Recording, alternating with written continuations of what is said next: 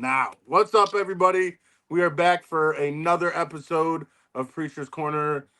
As you all know, I am your host, Preacher. Hold on, right now. I'm working on the camera angle. There we go. I am your host, Preacher. You all know that. If you look, you'll be like, man, we've seen that young lady before with crazy hair. That is Jayme. We had her on what it was like 3 episodes ago, around there. I think so.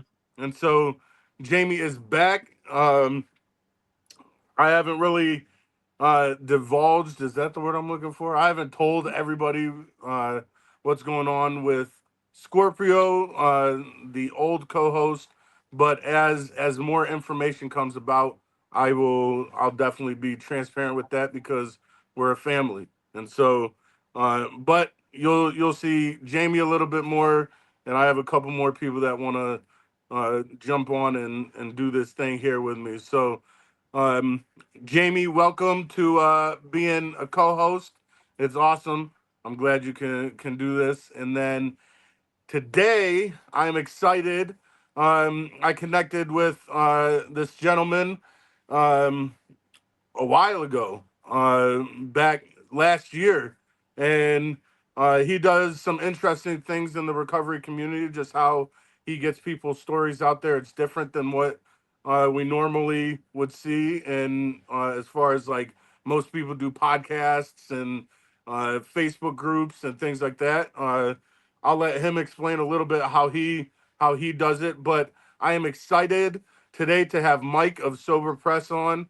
um, uh, this has been a long time in the making, back and forth communication. So I'm excited just to have him join in this discussion today.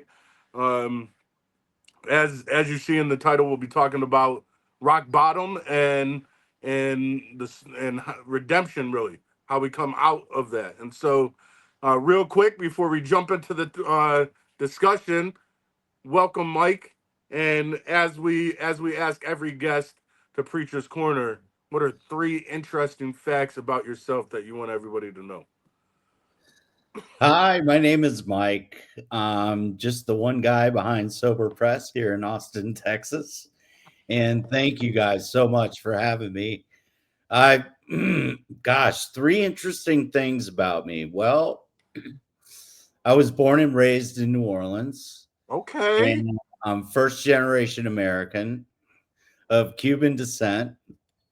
Um, I've lived in the South most of my life, and I lived in Portland, Oregon, before coming to Austin. So, Awesome. uh, I love dogs. I have two, Otis and Duke, and then, yeah, I just love to cook too. That's awesome. You like gumbo? Yes, I love gumbo, but I can't make it. I always blow the root.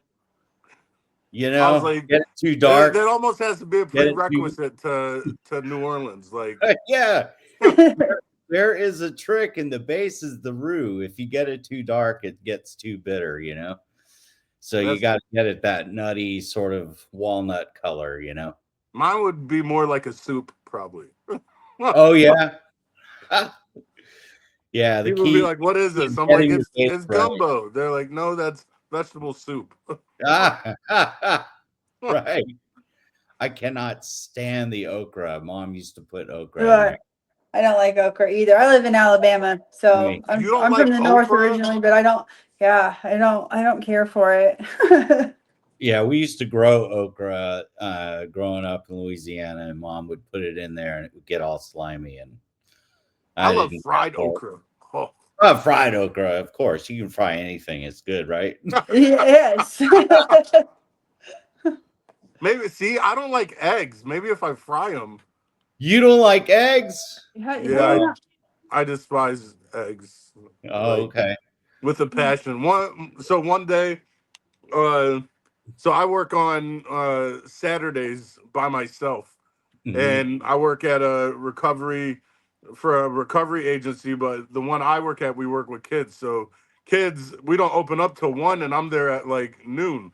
But on Saturdays, I try getting there early just to set up and things like that. And so we have this place called Oats and O's right next door, and they make Okay. burritos. So I ordered the burrito before I left the house, and I was like, that gives me enough time to get to work, set my stuff down, and then I'll walk over and pick it up. So I walk over, pick it up, ordered no eggs, and was specific. I don't want eggs in my burrito. Called them, like did it on DoorDash, and then called them and was like, I don't want eggs, and just to make sure. When I got there, I picked up the burrito. I was ready to go back, eat it. I took one bite and I stopped and I was like, there's definitely eggs in here. I looked down Oh and sure man. enough, there was a unhealthy dosage of eggs in my burrito. So I Ah, called them and they remade it. And the funny thing is, the guy who made the burritos, when I walked in, I was like, yeah, I'm sorry, I don't like eggs. He's like, I don't like eggs either. And I was like, then you should have known. Like ah. I'm like, Mayonnaise is my how's this a kryptonite. brother in the disdain for egg club and he put eggs into my burrito? Oh man. Well, hopefully you got it right. Well, you No, they stay. got it right. I love that place. I gave them an amazing review on Facebook after it, and Oh, was right on. just like, I they definitely won me over, even though they gave me eggs in my burrito. You know, that's that is the key to carry on as a human is to have grace. Facts, Oh, absolutely, yes. absolutely. Yeah, So eggs or eggs. today, uh, first, I'd like to thank you again, Mike, for coming on. Thank you for those interesting facts about yourself.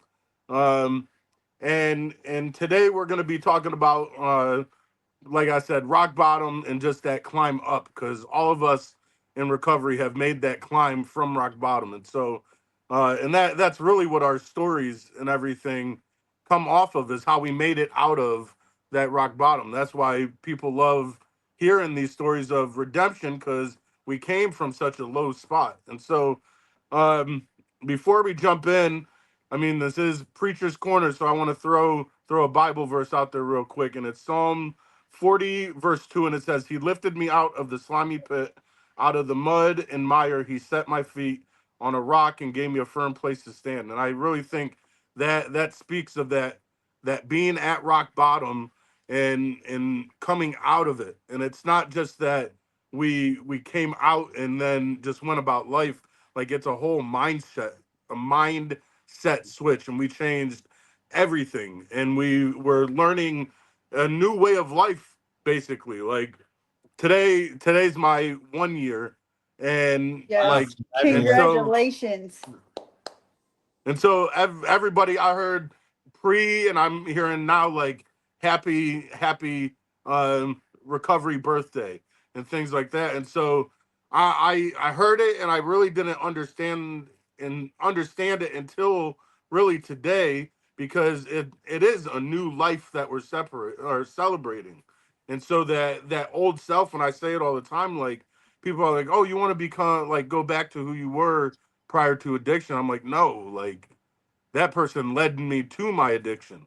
And so it is we're celebrating this new life coming from like being at rock bottom. And so like before we dive in a little bit about what you do in the recovery community, do you guys have anything to say just about this rock bottom and finding our way up? And like it says right here, setting our feet on that firm place to stand. It's not just setting our feet on any type of ground. We have to find this firm footing. Yeah, is it? Should I talk now? Or are you ready?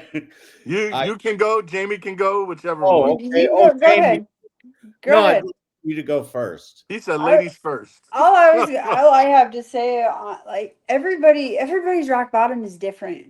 Hmm. You know, there's not one in the same.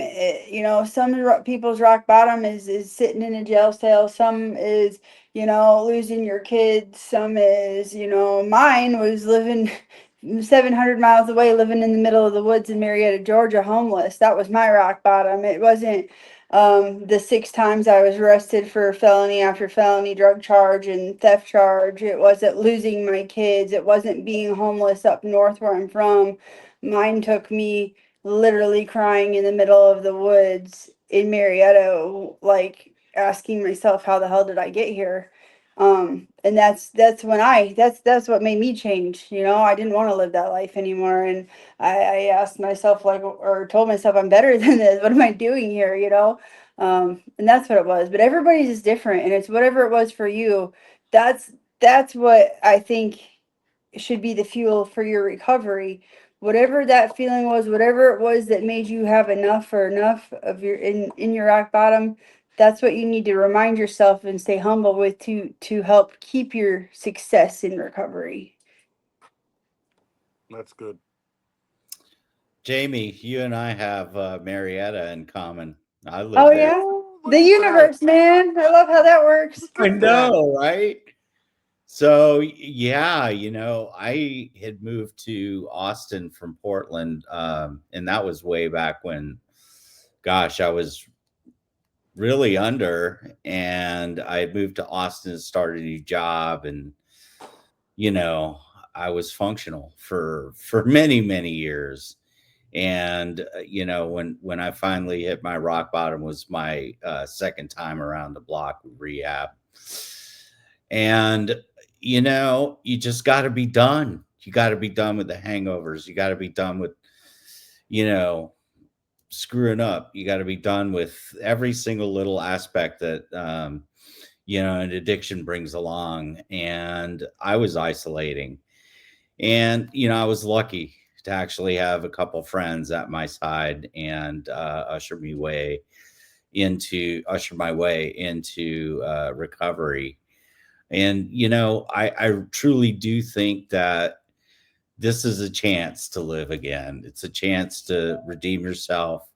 It's a chance to be the best that you can be. And I actually feel like a lot of us in recovery, uh, unlike any other disease, we recover to be better than ever before, Absolutely. in a lot of ways, health wise, our attitudes are better, we carry on being better human beings.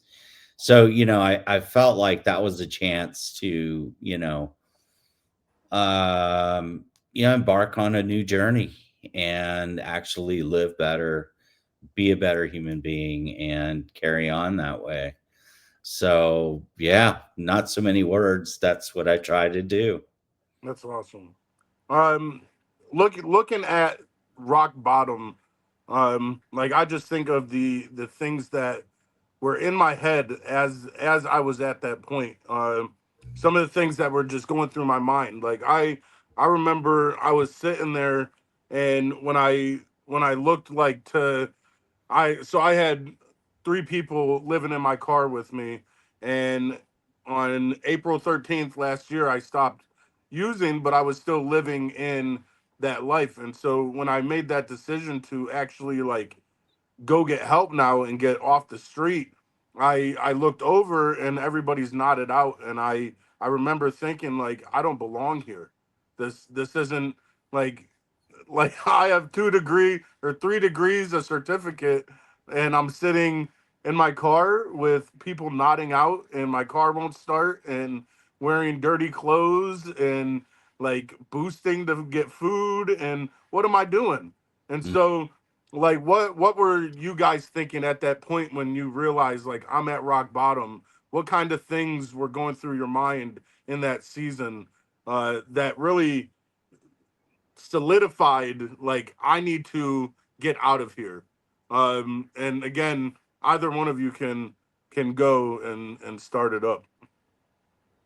I'll go. I think for me, like the basis of my addiction was solely around my feelings and my emotions and my self-worthlessness that I felt from past traumas, experiences and things like that, that like just like you said, Michael, earlier, like we're in a new life now that's like I didn't have this life before. I started addiction late in life, you know. I was like in 28, 29 when I started using drugs really for the first time. And so it was that reminder of or going into it, I never felt like I do today. I was very sad and miserable, negative, oh, why me person, which is what in turn led to my addiction, Mhm. along with other things. But that was the root for me. So when I'm in that woods that day, like I was down there in Marietta for a couple months, living in the streets, and it was just one day I was literally sitting in the middle of the woods by myself, and I started crying, and I'm like, what am I doing here? Like, I'm still running from everything. The way I feel, like, I thought for me going back down to Marietta, which I didn't plan on getting left there. I kind of got left there, but I didn't plan on any of those things. But I essentially was leaving Indiana to run away from all my feelings, because the drugs wasn't working anymore. So it's like, okay, let's go somewhere else, and I can leave all this shit up here and not have to deal with it. But essentially, I realized that my shit was still following me. How I felt about myself in the inside wasn't going away. I couldn't get make. I didn't want to. I don't want to be sad anymore. I didn't for so long. I didn't want to live. I had several attempts on not being in this world anymore, but I was tired of feeling that way. And that was, I told myself, what do I have to do? What do I have to lose by trying it? And I messaged my cousin, and which I didn't know. I hadn't talked to her in years. She lives in Alabama. Mhm. And I was scared. I still kind of avoided her for a couple days, but she wasn't taking no for an answer. And she ended up coming to get me. But I told myself, what do I got to lose by trying?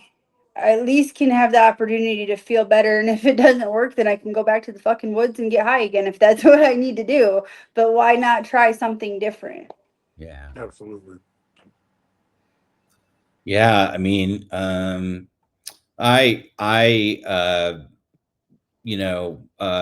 had a career in advertising and worked very hard. And, I basically wore a groove from my door to the advertising agency door. I was lost. There was there was a direct route in between. I wasn't doing anything else for myself. I got lost, and I got lost in dealing with the stress in the exact wrong way. I got lost in self love in the exact wrong way. Self esteem, motivation, anxiety, depression, all that stuff consumed me, and I consumed copious amounts of booze and weed in order to deal with it all. And, I think the first time I had a reckoning, I actually quit cold turkey. But then I went into DTs and I had to go to the ER and I was in ICU for a while. Uh, my reckoning, it stuck for a year and I was able to carry on sober. However, just as soon as, you know, I got lax, I returned back to my old ways again. And I have posted about this about relapse, and usually it begins to surface again once you kind of slack off, and that's what happened to me. I stopped talking to a sponsor, stopped going to meetings, and I got consumed by work again. My balance was all out of whack, and before I knew it, I started drinking again and smoking weed, and I got lost, and all those elements came back into my life. I found myself in the very last months ghosting work, not even showing up, and at one point they called my best friend to do a welfare check on me, and I was living in the middle of construction, having some remodeling done, and my buddy Will stepped up and found me passed out on the bed with the dogs, and that I think was that hand that I needed back up in order to sort of have that reckoning. Will is a very close friend of mine, still is, and he's like, "Hey, man, I think you need to go to the ER, get checked out." I,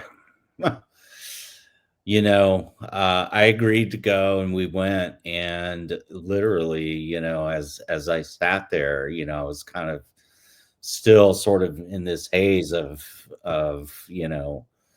drunkenness. And I remember the doctor asking me, so what seems to be the trouble? Why are you drinking so much? And I told him straight up, I hated my life. And that triggered a whole other slew of questions and people. And before I knew it, I'm being interviewed by Austin Police Department Suicide Squad.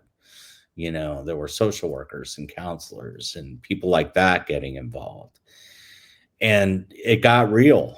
And I was like, oh my God, this is surreal, all of it. And I spent probably 8 hours in the ER before finally being released. And, they were like, you have to agree to, if we're going to release you, you have to agree that you'll have a friend spend the night with you, um, that you're going to go to detox tomorrow, and then you're going to follow up with rehab. And it was weird. It was this sudden rush of relief. It's like, okay, this is cool. I'm going to do it again. And this time I'm going to be really committed. And in fact, I celebrated my 6 year birthday, um, earlier on April 9. That's Oh, awesome. congratulations. Congratulations. Thank you. Thank you. And it was that reckoning, once again, that I had to have. And this time I knew that that was the solution. That was what I wanted. And it had like an enormous amount of conviction, an enormous amount of resolve. And that was that redemption that I had a taste of once before. But I just allowed myself to lapse in the work that I was doing in order to maintain. And I got swallowed back up. Yeah. I And love I love that you said that you felt that like release, like the freedom, because I remember that for myself, and I've described that so many times because my cousin, like when I was in Marietta, like I finally realized where on the map I was, and I'm like, oh, Alabama's like right next door. I have family there, Mhm. and I had contacted her, hadn't talked to her, and I was afraid to let somebody else in my life for fear that I was going to let them down again. So I wasn't sure if I was ready to quit, but I was telling her all these things. But her attitude's family first, and I don't care how I'm coming to get you. So it was like the 2 days later she came. But I remember getting in that car that day, and I literally like I just started bawling, and I felt that like release of like this weight lifted off my shoulders. Like for once I felt safe.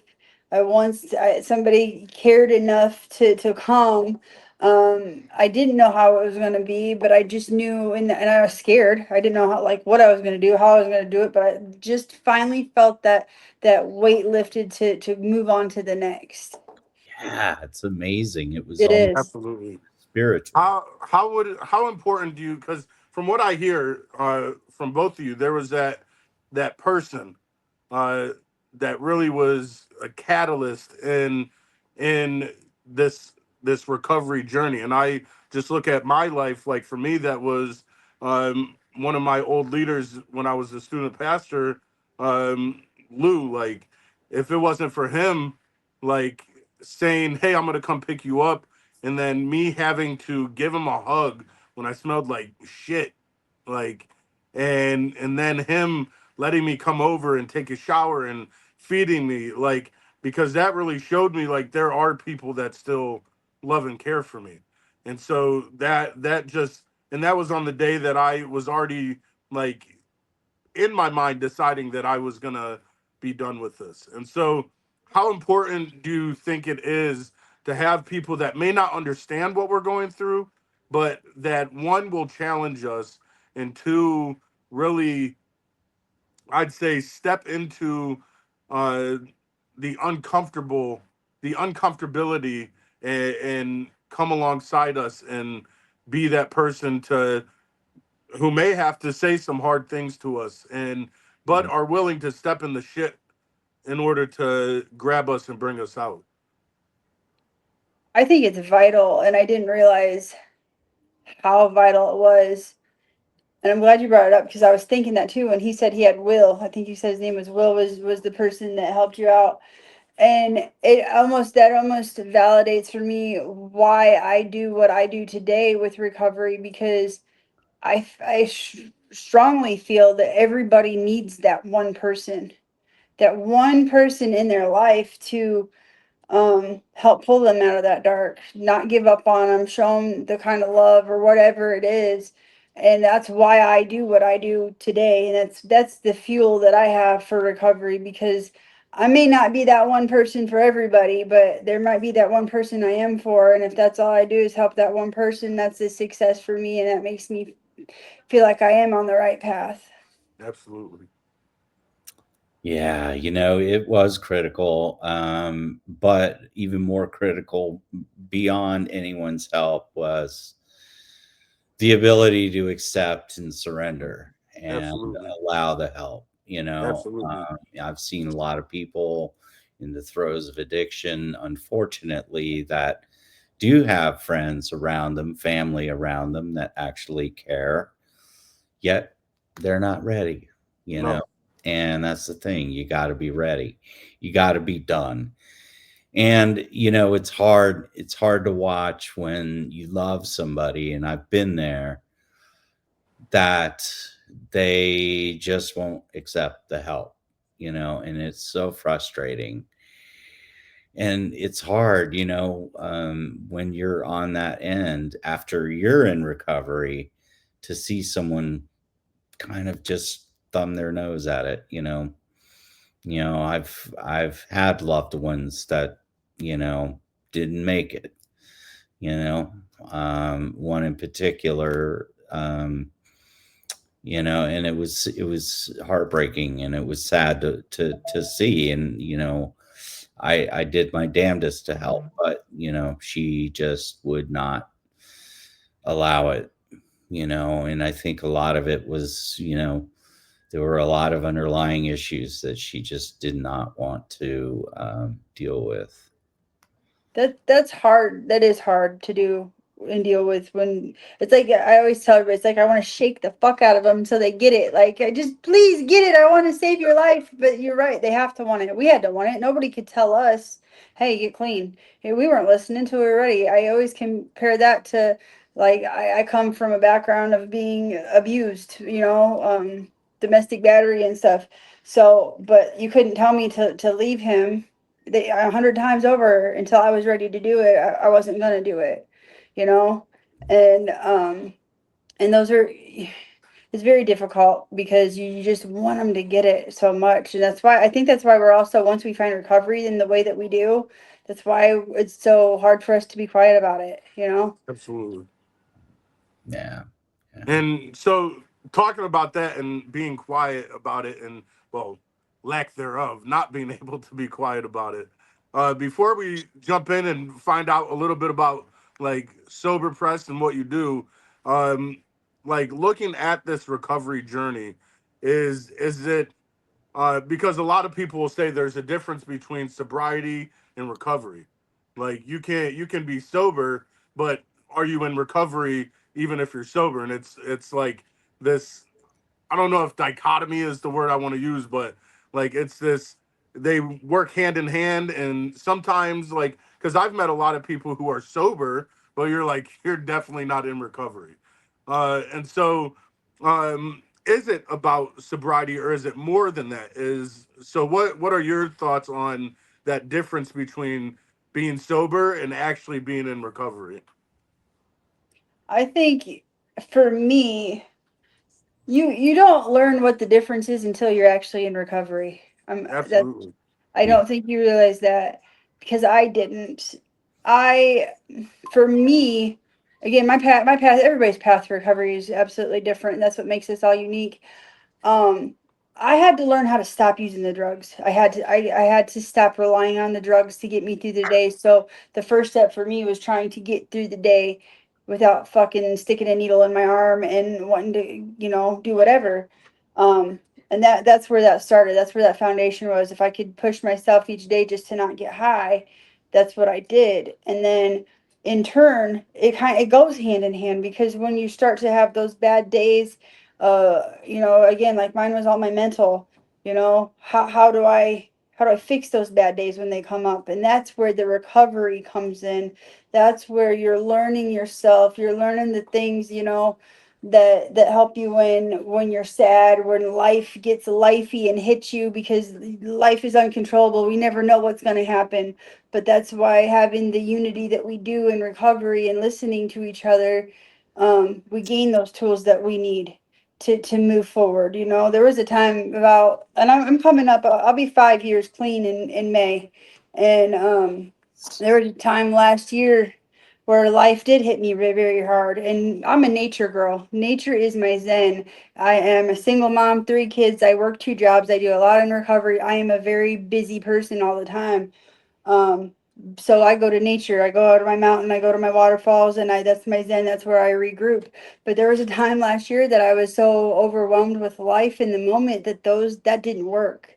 And that was kind of a awakening for me to realize that, hey, I need other tools, um, to keep growing with. And I found, that particular day I took off in my car just so I could just drive. And that was my tool that day, that just helped me contain composure and take my sadness away. And that, keep learning and growing from each other. Yeah, that I think that's such an important thing, and preacher, the way you illustrated it, it is a bit of a dichotomy.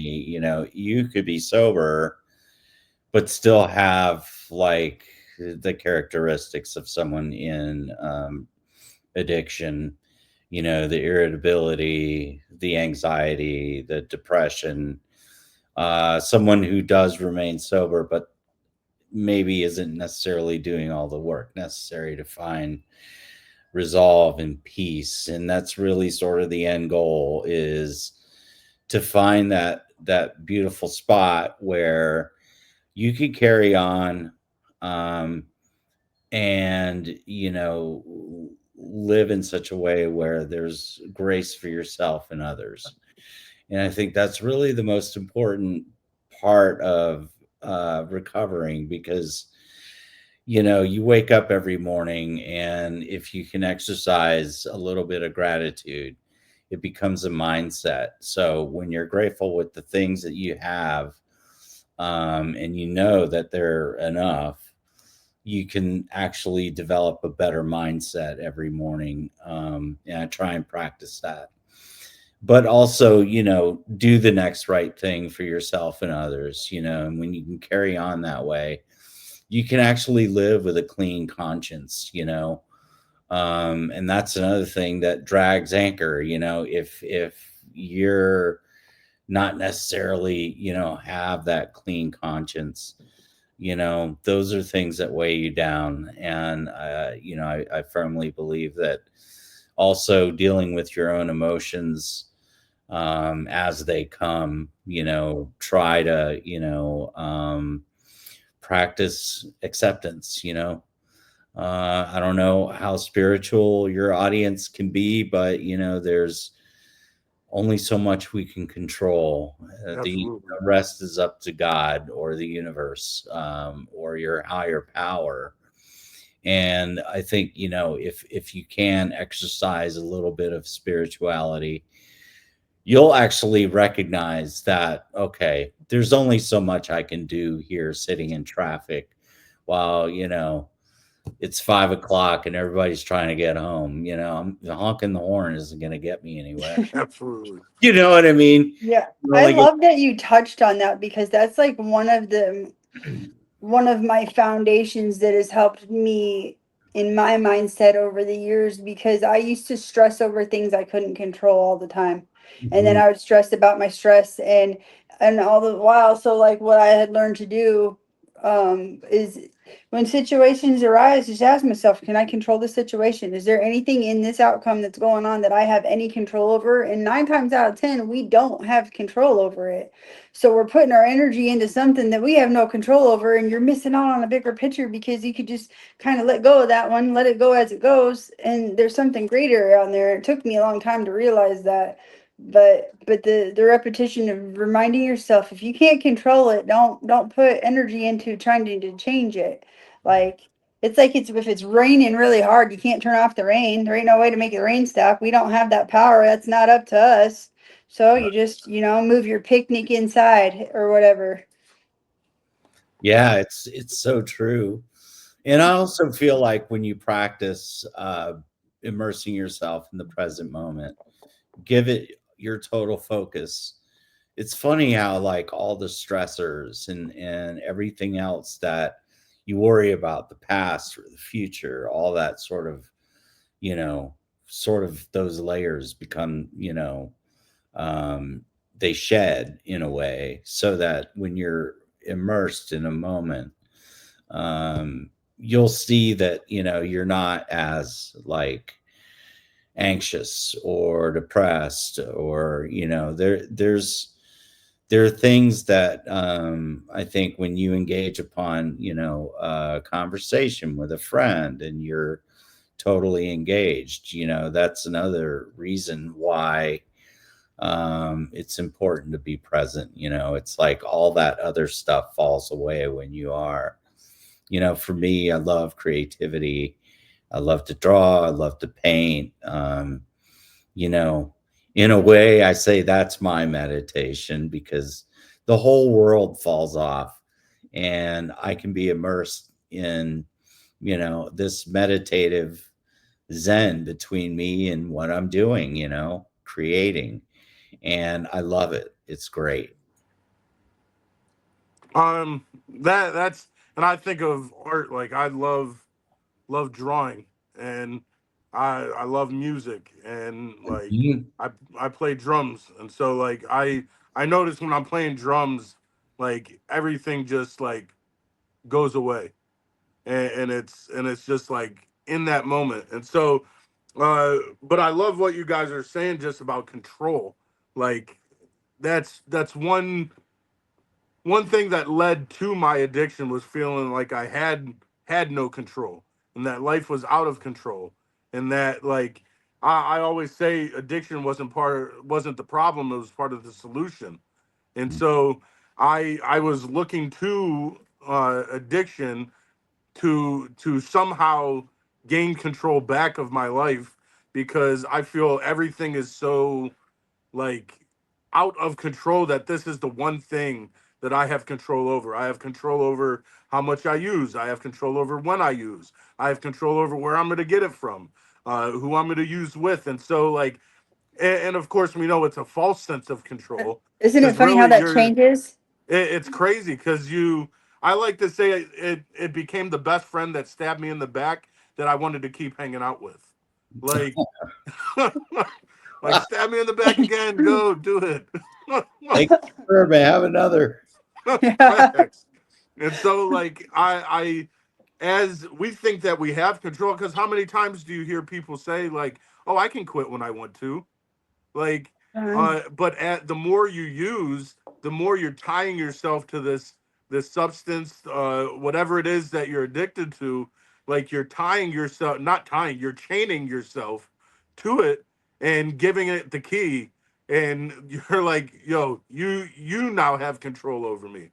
And so, looking at control, like how do you handle that mental battle day to day? Because it's easy to say like, well, don't give it control.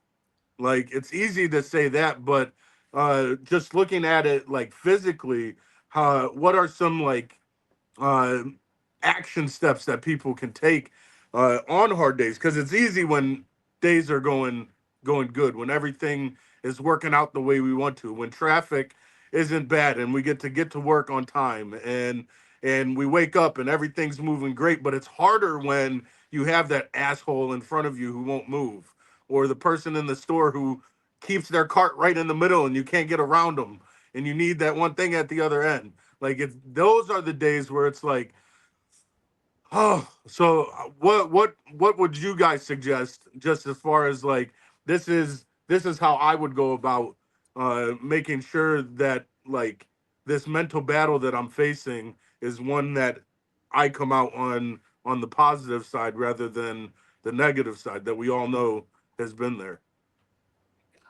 I think that's where learning the difference between sobriety and recovery comes in, because when you're in recovery, you know these days are going to happen.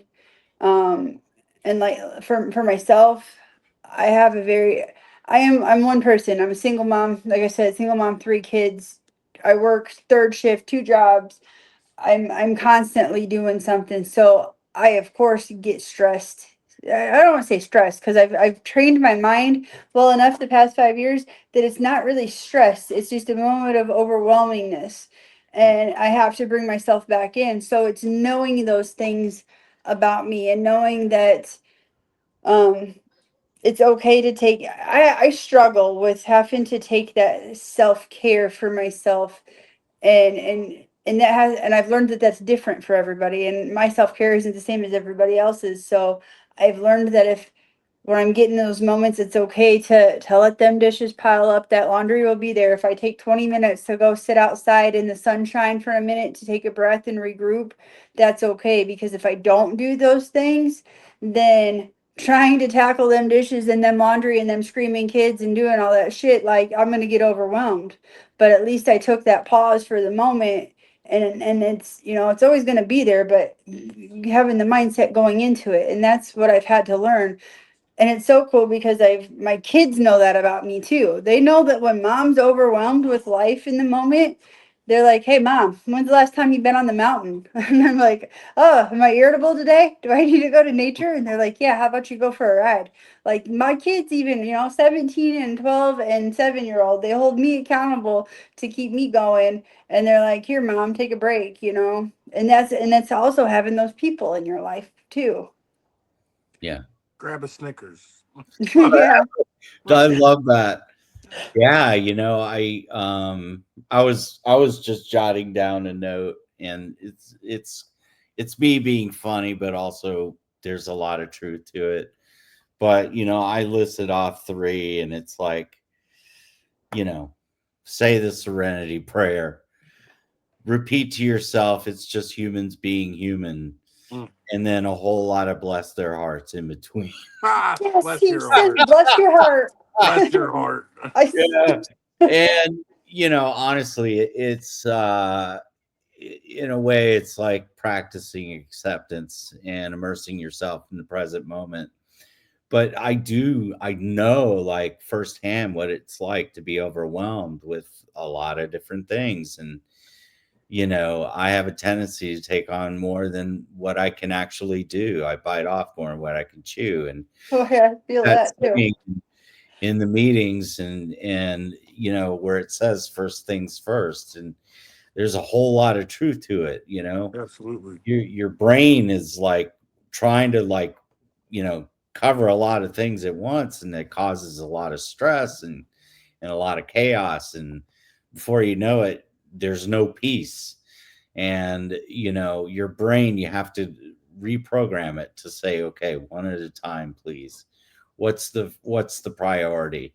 Where do I focus my energy? And once that's done, it's off to the next. And I try to practice that, but I'm not always successful, but it helps. And I'm a huge fan of the serenity prayer. I was kind of joking at first, but it really does kind of help reset what you should put your energy on and what you shouldn't. Absolutely. It's Um, just like Chris. Hold on, real quick, because he said something that reminded me of about other people. That's where control comes in yes, too. ma'am. you have to remember that the only person in this world that you have control over is yourself. Absolutely. That's exactly You right. cannot control how somebody treats you. That's on them. You can't control how they act, what they do, how they do it. You have no control over that. We control how we react to them. Absolutely. Yes, that's key. Yes. And that's what we need to remember, because I used to be one that would get caught up trying to, I guess, control how others treated me, and it would be like, oh, why aren't you being nice to me? Stop being a dick. Like, I can't force anybody to be nice to me. That's on them.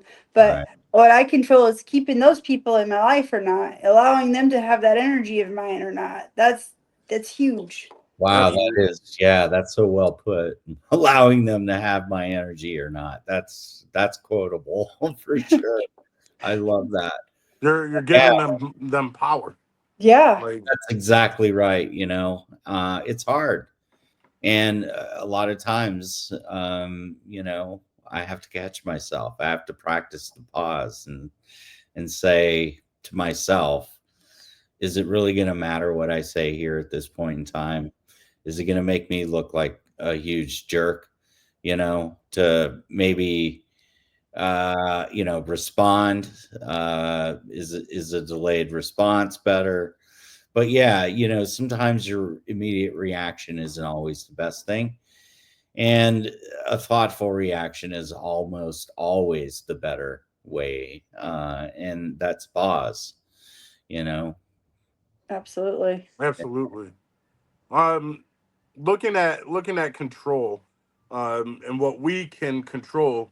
I love that you brought up the serenity prayer. Like I used to say that even before my addiction. Like because there are things that are in our control and there's things that are out of our control, and recognizing that difference, it means the difference between being sane and crazy. Yeah. Like, because we can drive ourselves crazy with things that are out of our control, like Yeah. the person in front of us who isn't really going fast, not switching lanes. Like, there's nothing I can do about that. Yeah. Like, the only thing I can do about it is probably illegal. Uh, And we don't live that life no more. And some people and we do. don't, and we're not about Oh, that life no more. And right, right. so, like looking at the things that we can control, that's why us that do this recovery work, it's so important, because we've realized, like, I'm gonna take control of what I can control, and what I can't control is not only my recovery journey, but I can be an influence and motivate and inspire other people to do the same. And so, looking at that, I think it's a good segue to jump into what you do, as far as with the recovery community. And so, tell us a little bit about, um, at Soldier Press and everything, and what what gave you the courage? I think that's the a good way to say it. What gave you the courage, to really start speaking publicly about your story and motivating and inspiring people, and helping other people have that same courage to share their own? Wow. So yeah, Sober Press was born during the pandemic. I was early in recovery, April 9, 2019. Ooh, And that was right there at the. yeah, so suddenly we're being thrown into isolation, which we all know as people from addiction, one of the last things that we do before we actually hit rock bottom is to isolate. I think most of us experience that in a very profound way, and then suddenly we're being thrown into that. Being early in sobriety, I was scared to death of relapse. And I was already kind of dabbling with positive messaging, and that was just more of my journal. Journaling is one of those things that really helps me. And I just thought of, wow, what if there were a place where people could go and get inspired? and perhaps inspire one.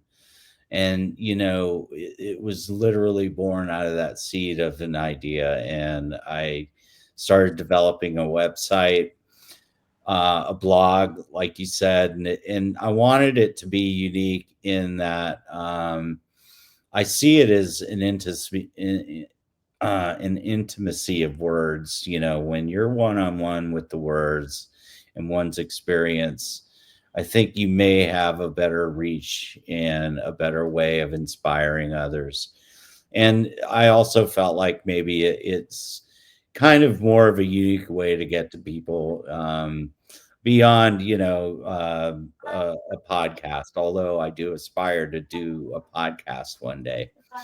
But the impetus was to actually, like, also exercise my way of actually paying it forward. I do this. I pay out of my own pocket to maintain the website. I do it myself. But more than that, it was finding a community on Instagram.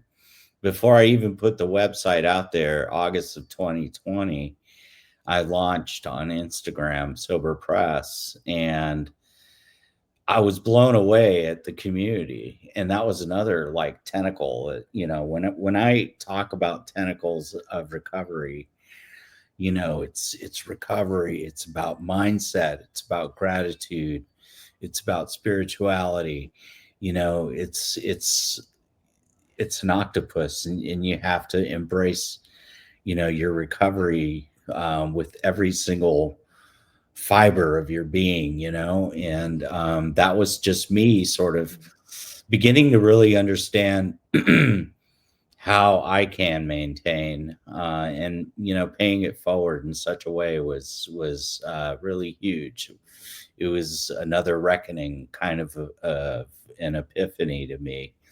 So I posted daily, very just small notions of encouragement, positivity, enlightenment, sometimes humor.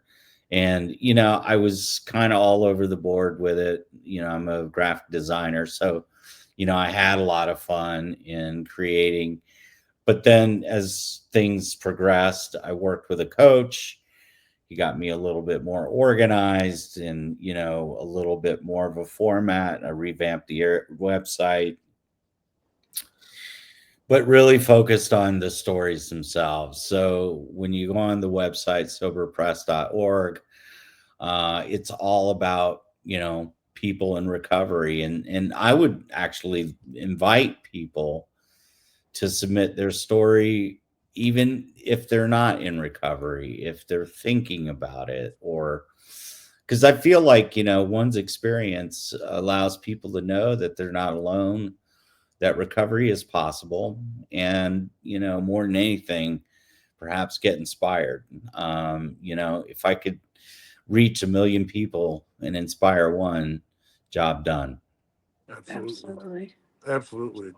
Absolutely. Looking at Sober Press, because like you said, you have not only Instagram, which is where I first found you, but you have the website. So there might be people who have come across the website and never seen the Instagram, and vice versa. And so, what do you hope people find, um, as they come across either page? What kind of things do you hope people find as they land on your page as they're scrolling through? So if anything, I would just love to be able to people to walk away inspired and say, hey, you know what? I'm part of a bigger community that cares about me. I'm not alone, and recovery is possible.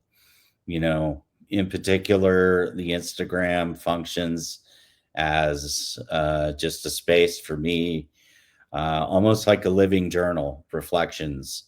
And a lot of it is my learnings, and I don't know, I use this word loosely, wisdom of my own journey, and putting it out there, just from a recovery standpoint, from a mental health standpoint.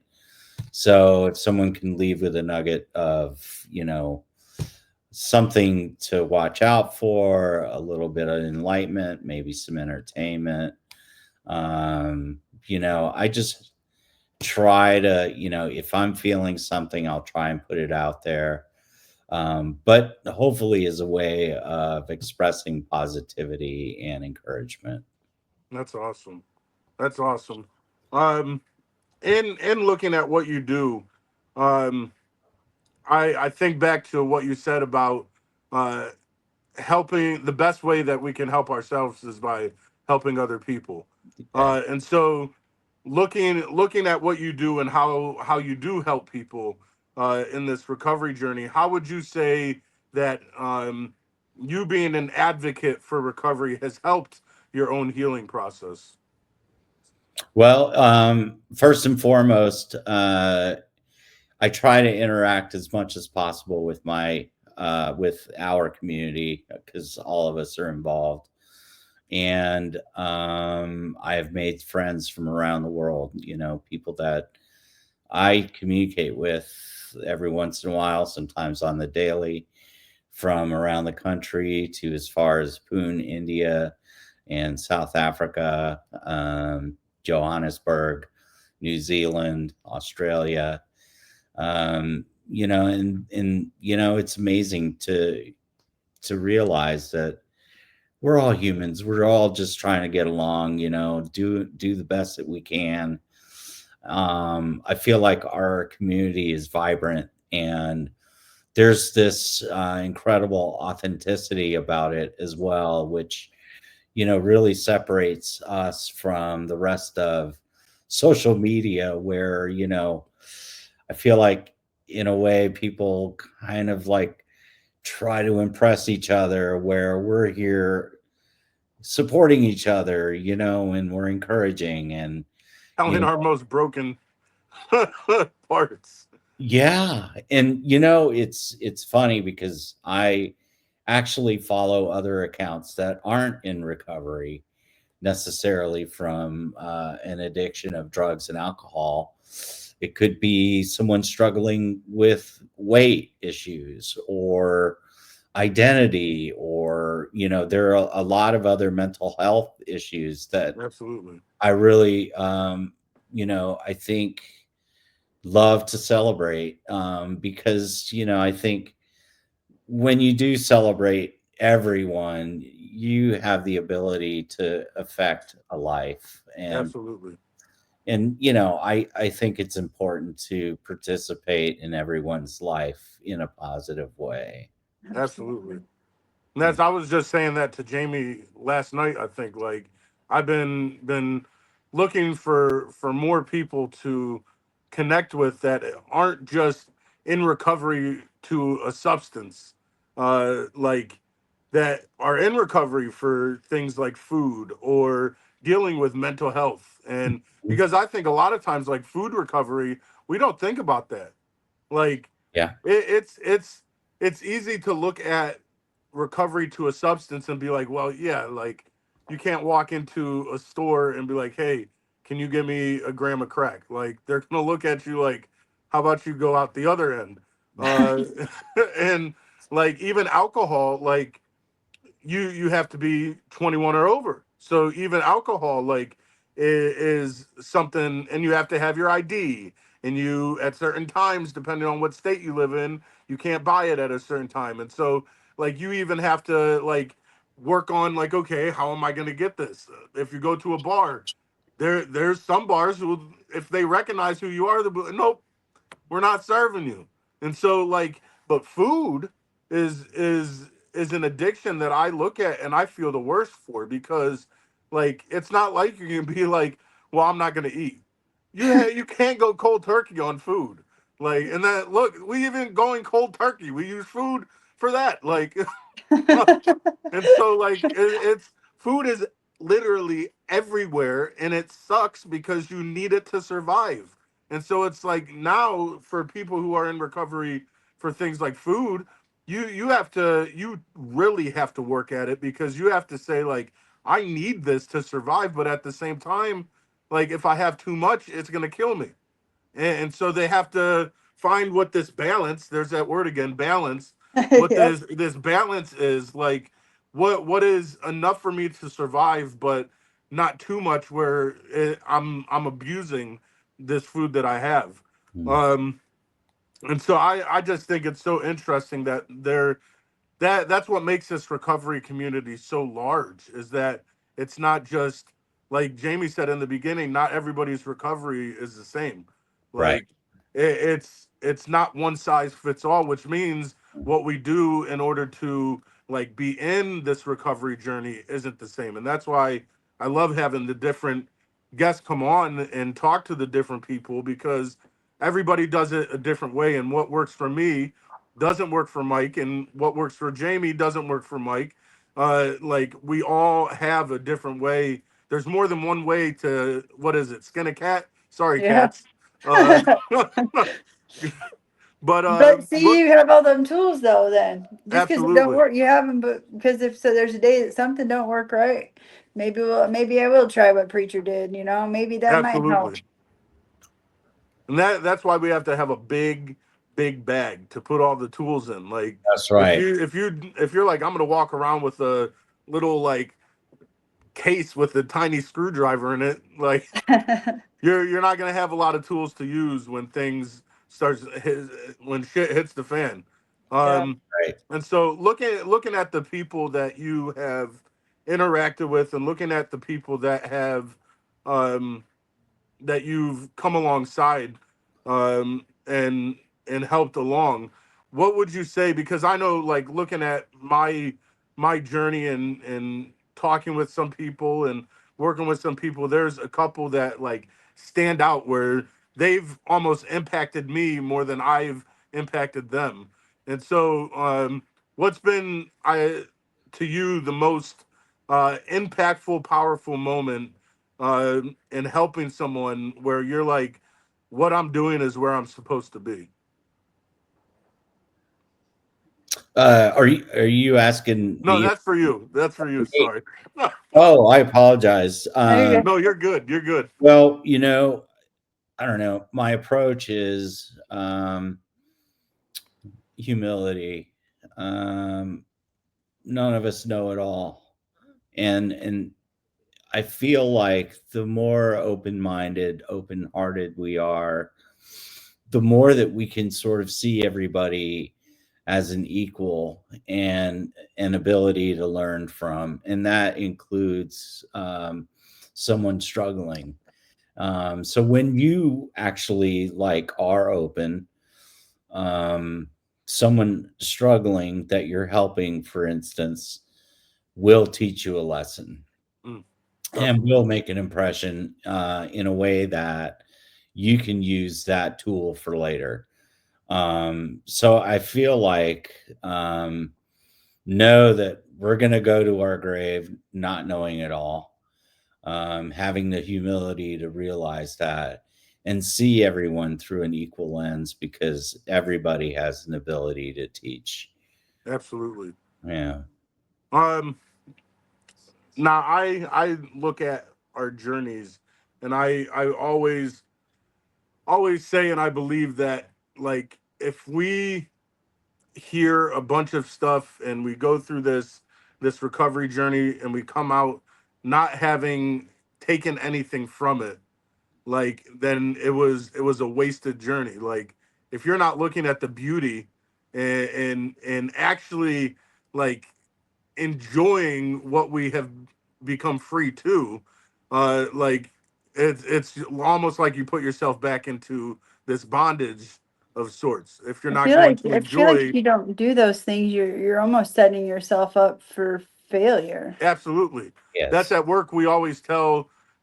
So I'm a peer advocate at a recovery agency, and so like one thing that our supervisor always tells us when we do group supervision is they're always saying, build a life that you don't want to be absent from. Build a life that you don't want to be absent from. And so it's putting all these moments together that you can find joy from, because it's these moments that when things get hard, that you can look and be like, that's why I'm not going back.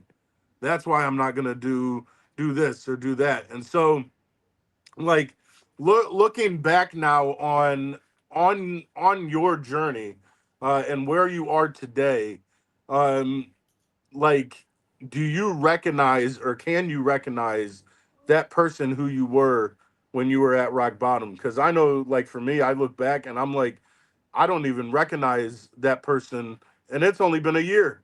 Like, and I'm like, I don't recognize who that person is because he was like, not that I'm not broken today, but I was so broken to the point where I thought going to this tiny manufactured piece of rock was a better option than spending time with people that loved me. And I was so like out of my mind that I was okay with wearing dirty clothes and giving my money to people for me to take something that was killing me every day. And so, and going to that best friend that stabs me in the back, knowing that he is stabbing me in the back and isolating me and taking me away from everything. So, looking back on your time in addiction, like, do you recognize that person that you were when you were at rock bottom? And this is for both. I I do, but I don't. I don't because I go back to the mindset where I can't believe that I like on this aspect. There was a time in my life that I did not want to be here, and I wished every day that I wouldn't wake up, and um tried and didn't, that's how my mind was for so long. And now on the other side of it, I can't imagine not being here today. I can't imagine, like, I almost fear death today where I used to welcome it. I fear it now. So but I also, with all of those things, it also keeps me humble. It keeps me in check. It keeps me grateful. Um, I would never ever go back and change anything that I did. Because all those things that I did, the life that I led, it's built me to the version of myself I am today, and for that I will ever be grateful for. Um, Absolutely. so it keeps me humble, but yes, I also can't believe that how I used to think. Because I'm such a positive person, and preacher, you know how positive I am. Like, and I was the complete opposite. I was that person that if I started my day with a flat tire, the rest of my day fucking sucked. Everything bad could go wrong, and I would fixate on every single thing to where it was, oh, why me? And why am I not? Why if nothing good ever happens to me? Well, you got That to work victim for it. mentality. Yeah, and that was me I'm the complete opposite today. Now, if you give me a negative situation, I promise you I can find something positive out of it. Um, and that's literally how my brain works now. I've trained my brain so much. If you tell me that you had a bad day and this happened, I'm like, well, maybe it happened because of this. And it's Hmm. like, oh, Oh, It's yeah. going from a victim mentality to a victor mentality. yeah. Wow, another quotable. Preacher. I drop those every now and then. Wow, I love that. That's so good. I mean, Jayme, I think you hit it right on. For me, you could look at me in the past and saw someone who was angry and bitter, but also very hurt, and yeah, that victim of, why can't I get, the recognition that I wanted from work, in which, reflecting back, I was, I worked my ass off, but, I think what happened was I wasn't giving myself the recognition, I wasn't giving myself the self love. And part of that was because I had lost myself in a career that, while it was fruitful, it was also, corrosive. So that was something I had to step back from. In other podcasts, I've joked around saying that my anthem back in the day was "Negative Creep" by Nirvana.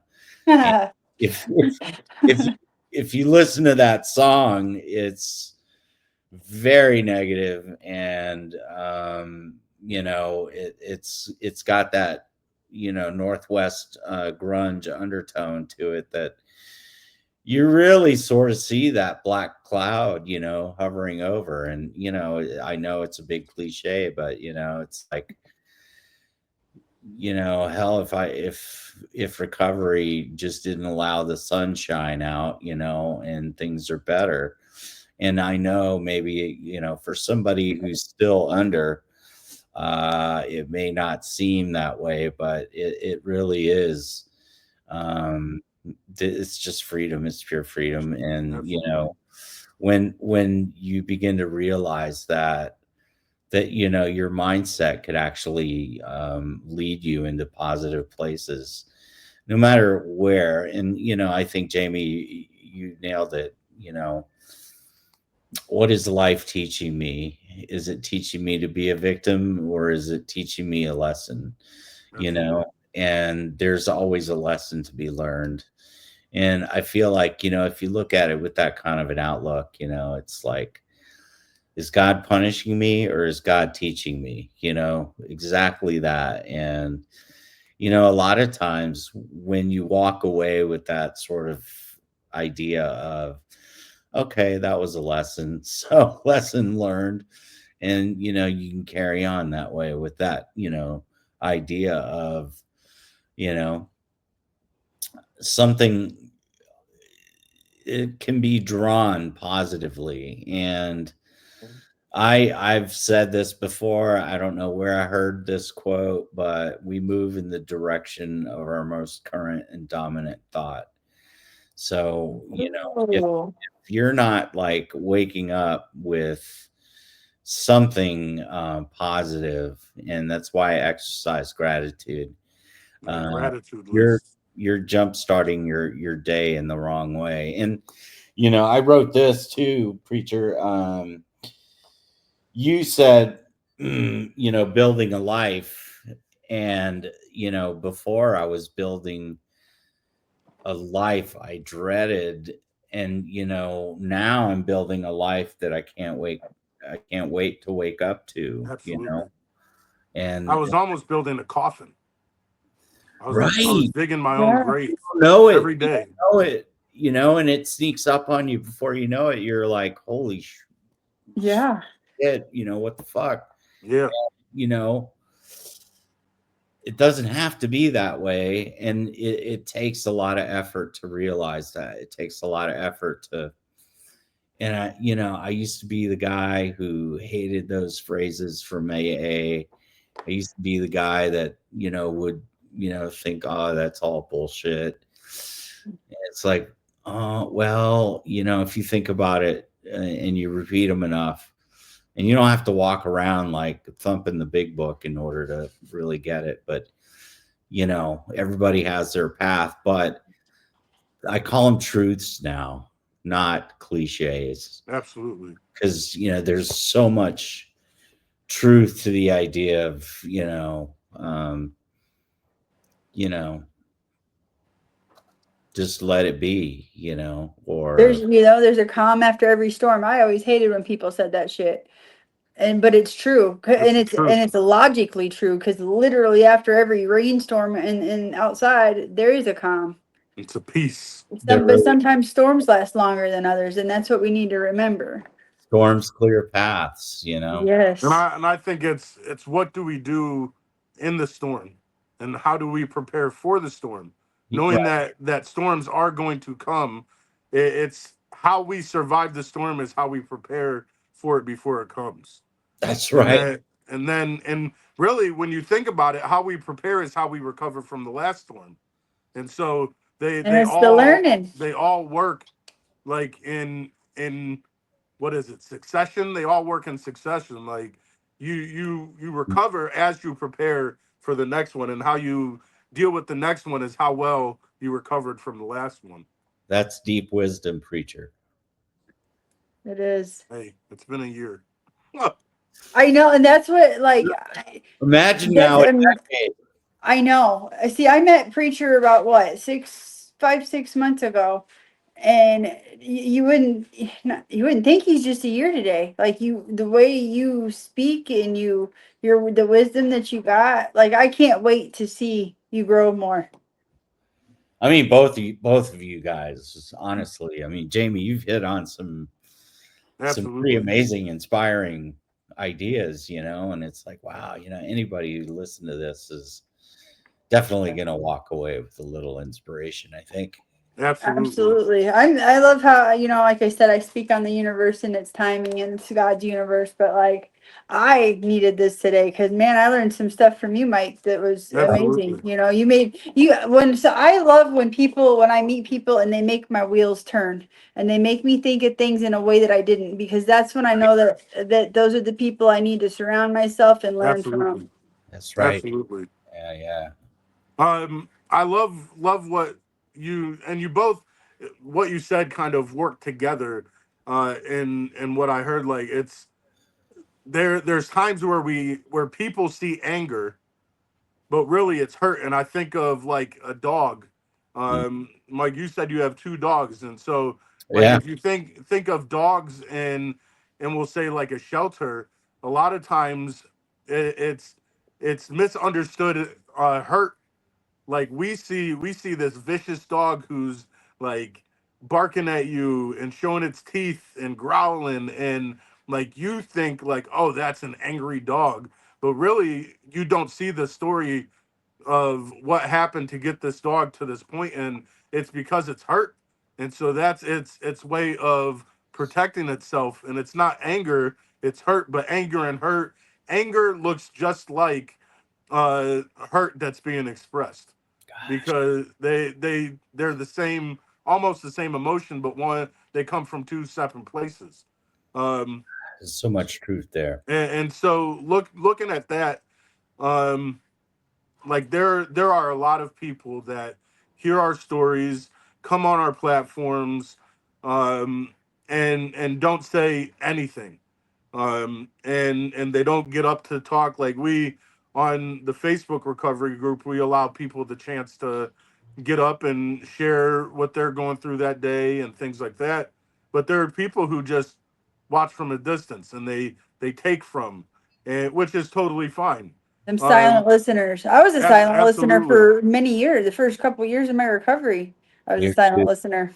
Each and every one of them are extremely important. And so Absolutely. for those people who might be coming in, um like right at the beginning, and are coming out of that rock bottom, Mhm. what do you hope that your story, and either of you can answer it, your story really teaches them about rock bottom and redemption and coming up? And then if they feel ashamed to reach out because of it, what do you have to say to them to be like, it's okay to reach out, and you are more than what your rock bottom was? For me, I was that person that feared judgment. So I was always afraid to speak. I was always afraid that what somebody was going to, what I was going to say was either going to hurt somebody's feelings, or they were mad at me, or they were going to judge me and think that I was, stupid or whatever. But when you realize that you're not alone, like literally, we all have been through shit. We have all seen stuff, done stuff, been involved in every different realm. And um I've learned, because of my voice now that I've gained the past couple of years, because I am a very blunt person. I'm a very open person. I don't sugarcoat nothing for anybody, because I don't want nobody to sugarcoat shit for me. It makes me overthink when you do that. So just point blank tell me, But I've learned that because of that, people can relate. People are like, oh my gosh, I really ain't alone. Right, you really Absolutely. can, and that's what I like. That's what I aspire to do, because I know what it feels like to feel like you're alone in the world. I know what it feels like to be like, it's almost like you're stuck in this glass box and you're screaming at the top of your lungs and nobody can hear you. Mm, That's how I used to feel, and I want to be able to hear somebody, you know. that's good. Yeah, yeah. I think treating everyone with equal reverence. Um, you know, it's knowing that everybody as possible. I talk about that a lot as well. It's like, I always say that if you're breathing, it's possible for you to recover. And I've seen and read stories where it looked literally like the point of no return, and people flying colors, they come back, and it's like, holy, it's so like transformative, even if it's not you at the moment, but it would inspire transformation sometimes, and I don't know. I think keep an open heart, an open mind, and you'll have an open road. It's one of those Absolutely. things that if you're humble and you're willing, you're capable of anything. Absolutely. Absolutely. Um, my last question, and this is for Mike because I know Jamie's answer quite a bit. Uh, Sorry. no, you're. It helps that I know who Jamie is. Uh, what would you tell, or what do you tell someone who feels too ashamed to reach out? Like they're sitting there and they I don't want to say that they're in denial, but they know that they have a problem. They know that they're in addiction, but they're either because I know for me, I didn't want to tell anybody what I was going through because I was a student pastor and people look at me a certain way, and so if I tell people what I'm going through, like it's gonna change their whole perception of me, and so I was quiet, and I think if I would have said something early on, I would have saved myself a lot of heartache. And so, what do you tell someone who feels too ashamed to reach out and too ashamed to admit that they have a problem? What would you tell them so that they can go get help, the help that they need? Wow, it's a really great question, and shame is a very, very powerful emotion, and it's a lot of times that was something that I felt. But there's also, I think, courage in being vulnerable to allow yourself to, you know, be yourself and authentic and be as human as possible, flaws and all. It's like we're flawsome in a way. I like that. You can I'm gonna get embrace a shirt that says that. that. Yeah, I stole it from somewhere. I can't take credit, Maybe but I won't do a shirt that says that. I don't want to get sued. Put a trademark on it. but you could probably make a shirt of it and you'll get away with it, because I don't know that you can pinpoint it to anyone. But allowing yourself to be you. And I'm going to say this is, sometimes some of these cliches are the truth, but to thine own self be true. And, Absolutely. if you can be your authentic self and have the courage to be vulnerable. And I've posted about this as well. I believe perhaps it was just yesterday. I'm not sure, but you know, there's there is that ability to actually receive the help that you need, if you can find the courage to speak up and accept the help. It's transformative. That's awesome. That's awesome. Um, for anybody who is coming across this, what are ways that they can be able to see what you do and look at sober press and be able to communicate with you? So on the website, soberpress.org, feel free to go in and take in the stories. I have a special section on fentanyl as well. talking about change makers within the fentanyl category of addiction. Um, you can contact me directly if you want, info@soberpress.org. There's a form on the website if you want to submit your story. Just look for that. I'm also on Facebook, Sober Press. I also run a another group called Sober Hope in Austin, Texas. Sober Hope is an organization that is nationwide but localized via an integrated network via Facebook.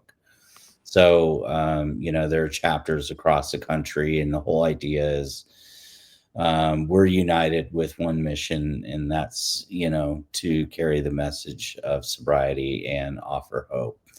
And we do that by supporting people across the country. So, it's very simple. I run the Austin chapter, pushing forth, you know, some sort of word of encouragement or enlightenment every day on both communities. So, yeah, you can find me any one of those channels at Sober Press on Instagram, of course. So, yeah, That's Awesome. awesome. Thank you for that. yeah, thank Thank you. you.